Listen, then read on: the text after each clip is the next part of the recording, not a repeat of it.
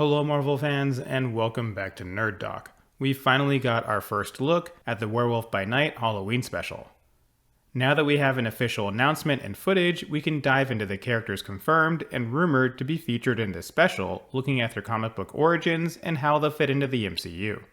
If you've been following our Instagram, you already know many of these characters as we post daily news and rumors over there. There are chapter timestamps in this video, so you can jump around as you wish. If you have any questions about Marvel's first Halloween special, the characters involved, or just want to let us know your thoughts, leave a comment below. Now you may be wondering why the special looks so cheap. Marvel is experimenting with different formats on Disney+.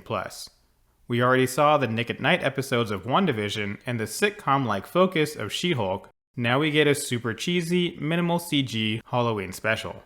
There's a decent chance this will probably be the theme of the other two rumored Halloween specials that will focus on Man-Thing and Elsa Bloodstone over the next 2 years, but don't expect it to carry over into other productions. Blade will still look like a normal Marvel movie, and the rumored Midnight Suns series should also look closer to traditional Marvel productions, although some of the characters will still be created using practical effects. Let's go ahead and dive in, taking a look at Werewolf by Night. There are 2 Werewolf by Night characters in Marvel Comics, but the one featured in the MCU is Jack Russell. In the comics, the character comes from a long line of werewolves, with Russell's ancestor being bitten by a female werewolf who was protecting Dracula. Yeah, Dracula is rumored to be showing up in the Blade movie, which we discussed in another video that you can find linked in the description below. As you may have already guessed, Werewolf by Night is simply a person who can turn into a werewolf. Jack gets all the traditional benefits of a werewolf when he's in his half-human, half-wolf hybrid form. That includes superhuman strength, stamina, agility, speed, senses, and enhanced healing. Through the years, Jack has struggled with the werewolf curse in the comics. Early on, he would only turn during a full moon and would not have full control over himself.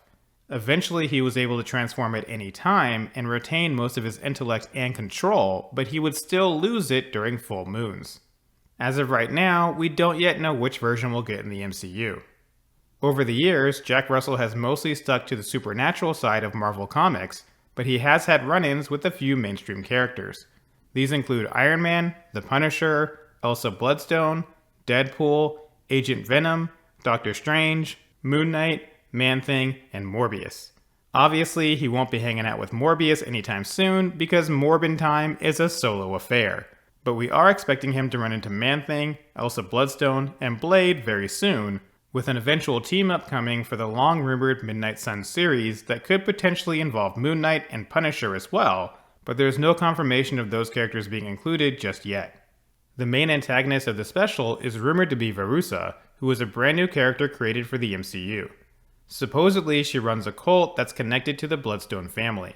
This sounds somewhat similar to Skylar Belial, a comic character from a satanist cult that wanted Jack's blood in order to turn their followers into werewolves. They were stopped by Jack with some help from Moon Knight. It's possible the plot of the special is a loose adaptation of this comic storyline, with the cult being connected to the Bloodstones in order to bring Elsa into the fold in place of Moon Knight. Speaking of Elsa Bloodstone, she was raised in London, which is where we last encountered Blade and the Black Knight. Elsa's father was a near-immortal monster hunter and forced Elsa to battle monsters at a young age. As an adult, Elsa moved to Boston and became a monster hunter herself. Elsa inherited some powers from her father, such as the ability to resist vampire bites, which will come in handy against Dracula, but she also wears the Bloodstone Choker, which is a magical item that gives her superhuman strength, faster healing, and all the normal superhero stuff. She can also shoot energy blasts from the choker and is a trained martial artist. Despite all of this, she usually fights with a variety of guns in the comics, almost like a magical version of Frank Castle. Like Werewolf by Night, Elsa generally hangs out with other characters on the supernatural side of Marvel Comics. However, she has had close connections to Brian Braddock, also known as Captain Britain, who many are hoping shows up in the MCU, being portrayed by Henry Cavill. We won't hold our breath, but fingers crossed on that one. Elsa spent some time on The Defenders and had run-ins with Deadpool and Elektra, but she was also featured in Battleworld, which seems to be what the MCU is building toward with Avengers Secret Wars. She was also partnered up with Deadpool at one point, and has been a member of Doctor Doom's Avengers alongside US Agent, Valkyrie, and a few others. Not sure we'll actually get to see Doom's Avengers in the MCU, but it would be a unique story to say the least. Maybe we'll see it in a What If Season 3 or something. Finally, we come to Man-Thing. This one is a little bit tricky because he's a super powerful character in the comics and may not fit well into the current state of the MCU. Man-Thing was originally Dr. Ted Sallis. When he attempted to create a new super soldier serum, then injected himself with it and crashed into a mystical swamp, he accidentally turned into Man-Thing. Man-Thing is composed of vegetable matter that's a mixture of the swamp he was created in and mystical energy. This allows his body to be malleable, so he can pass through prison bars, fences, and similar barriers.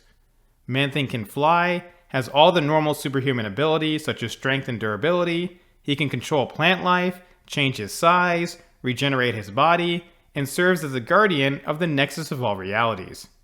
In the comics, the Nexus was created when Ted Sallis' car crashed into the mystical swamp and caused his blood to mix with interdimensional magic.